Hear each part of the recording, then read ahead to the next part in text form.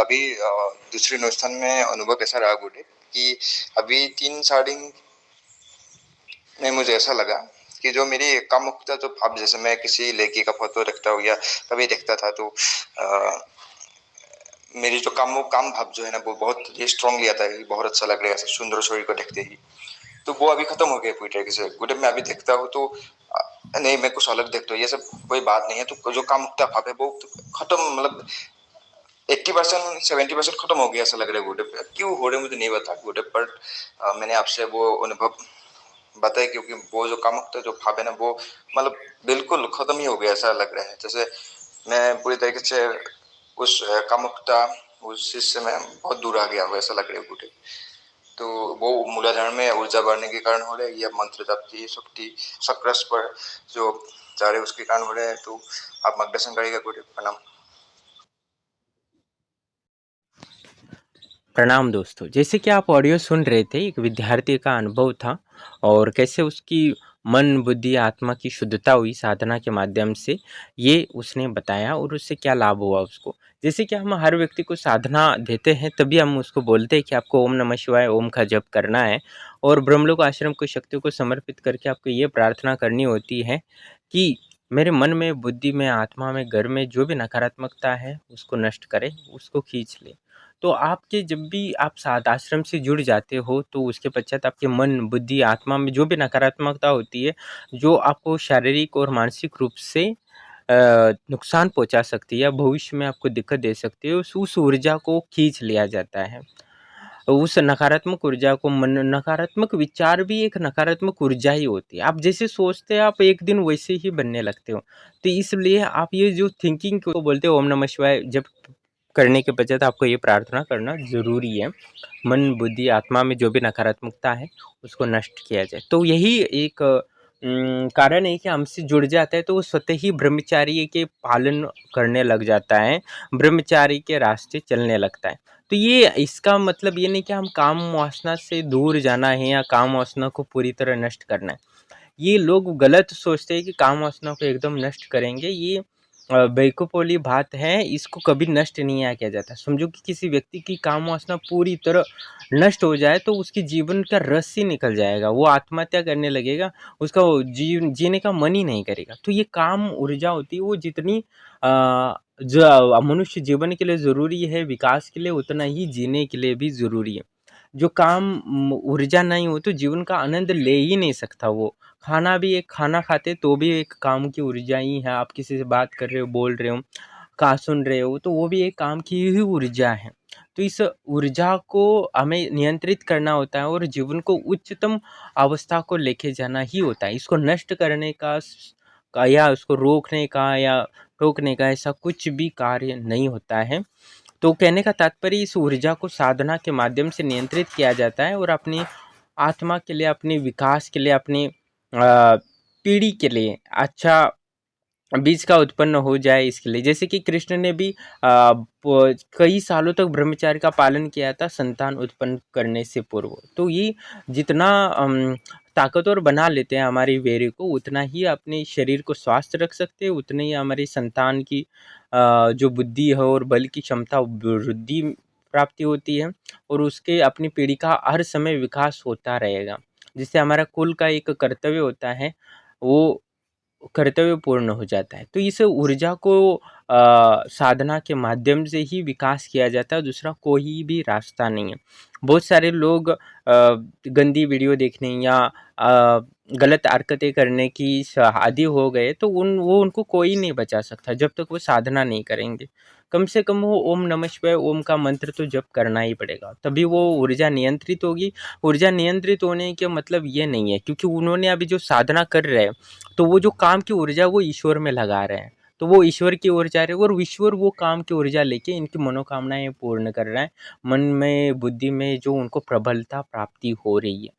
तो आपको जो काम की ऊर्जा वो ईश्वर को समर्पित करना है।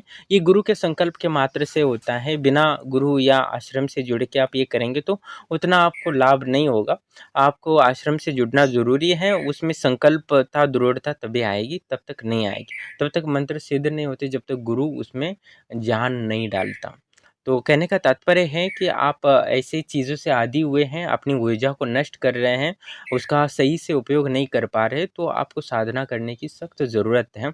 और अपनी शरीर पे नियंत्रित सिर्फ साधना से हो सकता है, अपनी काम ऊर्जा के नियंत्रित साधना से हो सकता है। जिनको शीघ्र पतन की भी बीमारियाँ होती हैं, तो उनको भी साधना से ही ठीक हो सकता है, उसका कोई रास्ता नहीं होगा। बहुत सारे लोग कॉल करते हैं, शीघ्र पतन की बीमारी है, हम गोलियाँ खा रहा हूँ, कुछ नहीं हो रहा है, ये हो रहा है।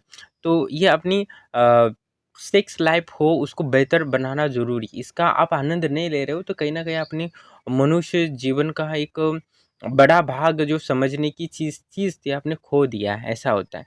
जितना आप उस ऊर्जा को नियंत्रित करेंगे उतना ही आपका विकास होगा, उतना ही आपका कल्याण होगा। तो हमें उस ऊर्जा को त्यागना भी नहीं होता है, ना उसको नष्ट करना होता, उस ऊर्जा को हमें विकास के लिए यूज़ करना है, अपने आत्म कल्याण के लिए यूज़ करना है, अपने धन वृद्धि के लिए यूज़ करना है, अपनी आध्यात्मिक बल को यूज़ करना है, अपने तपोबल बढ़ाने के लिए, अपनी मंत्र बल बढ़ाने के लिए, अपनी तंत्र बल बढ़ाने के लिए, अपनी प्राण बल बढ़ाने के लिए, योग बल बढ़ाने के लिए उस ऊर्जा को यूज़ करना है।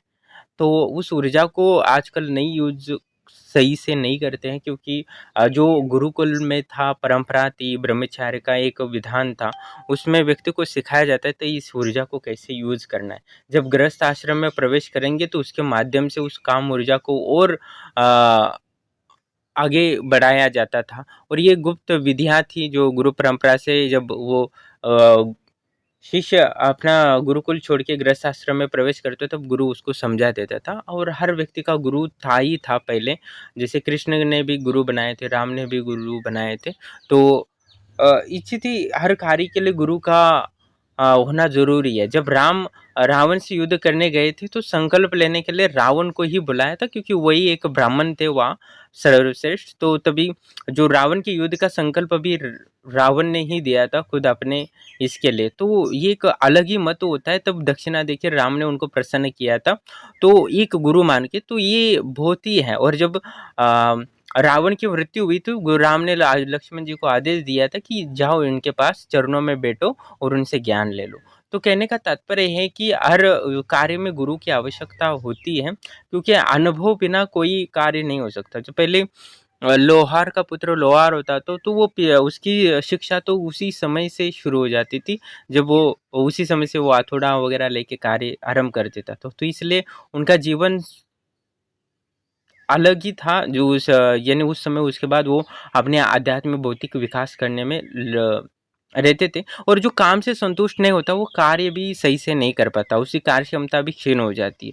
तो कार्य क्षमता को बढ़ाने, अपने दिमाग को सही रखने के लिए अपनी सेक्स लाइफ भी अच्छा होना बहुत ज़रूरी होता है, तभी व्यक्ति प्रसन्न रहता है, नहीं तो चिड़चिड़ाहट रहता है, रसहीन रहता है। तो ये बहुत ही ज़रूरी होती है, और इस सहारा का लाभ सिर्फ साधना से होता है। अंतिमतः आपको साधना ही करनी पड़ती है। बहुत सारी ऐसी साधनाएँ होती हैं जो आपके जीवन के लिए बहुत ज़रूरी हैं, आप नहीं करते हो, निश्चित ही आप जीवन को एक वेस्ट बना देते हो। बहुत सारे लोग हैं जो अभी बहुत सारी चीज़ें हैं, मैं कह नहीं सकता। कहने का तात्पर्य एक ही है, अपना सेक्स लाइफ हो या जो करियर हो या अपना जीवन हो सुखमय बनाना हो, शांति से जीना हो, तो आपको एक साधना का मार्ग चुनना ही पड़ेगा। बिना साधना के आप सुखी रह ही नहीं सकते। भगवद गीता में कृष्ण ने यही कहा है कि आप सकाम कर्म के बिना इस जन्म क्या अगले जन्म के रह ही नहीं सकते। इस जन्म अगले जन्म क्या इस जन्म में भी आप सुखपूर्वक नहीं रह सकते। तो सकाम कर्म आपको करना ही पड़ेगा, यानी साधना आपको करनी ही पड़ेगी, इसमें कोई संशय नहीं है। आप साधना के मार्ग पे नहीं जा रहे हो तो निश्चित ही आप अपनी जीवन को एक मूल्यवान बनाने के इच्छुक रहे हो, इससे आप दूर जा रहे हो, तो निश्चित ही आपको क्योंकि शाश्वत जीवन है आत्मा का, और ये साधना का मार्ग आप भी नहीं चुनोगे तो निश्चित ही आप पतन की ओर ही जाओगे, या तो ऊपर जाओगे या तो नीचे। तो बीच में तो कोई रखता नहीं है कभी भी। तो वो काम ऊर्जा या तो नीचे की ओर जाएगी या तो ऊपर की ओर जाएगी। यानी आपके काम आएगी, नहीं तो वेस्ट हो जाएगी। तो जैसे बिजली होती है, वो तार में तो चलती रहेगी, और समझो आप यूज़ नहीं करते हो तो भी थोड़ा-थोड़ा जलता ही रहेगा, तो पूरी तरह नष्ट हो जाएगा। तो कहने का तात्पर्य है कि आप सही गुरु के सानिध्य में अपनी उस ऊर्जा को नियंत्रित करें और आध्यात्मिक भौतिक का विकास करें, जिससे कि आपका परिवार और आप सुखी संपन्न जियो और मुक्ति की ओर बगड़ो। हिंदू धर्म में प्रथम ही हर व्यक्ति को कहा जाता था कि आपका जीवन का लक्ष्य धर्म, अर्थ, काम और मोक्ष है। तो ये काम का चौथा स्तंभ है जो जीवन की पूर्णता को लेके आता है। तो उतना धन ज़रूरी, उतना धर्म ज़रूरी है, उतना आपको मोक्ष के लिए इन सारी चीज़ों को ज़रूरी है। तो आपको इन धर्म, अर्थ, काम, मोक्ष को सफलता चाहते तो साधना के माध्यम से ही हो सकता है और कोई रास्ता नहीं है।